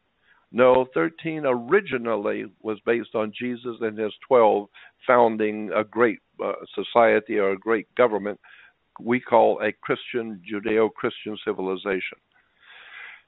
It's a big story, and I know we don't have much more time. No, we don't. There is one caller in the queue. Would you like to take this caller if you have something to... Sure. All right. Caller in the queue, your number is 111-111-1111. What's your name, where you're from, what's your question? Or were you just listening? I'm about to end the show after this, so going once. Well, the 111, that scares me. That sounds like CIA. Yes, it does, doesn't it? Okay, sorry, going twice. You are, sorry. All right.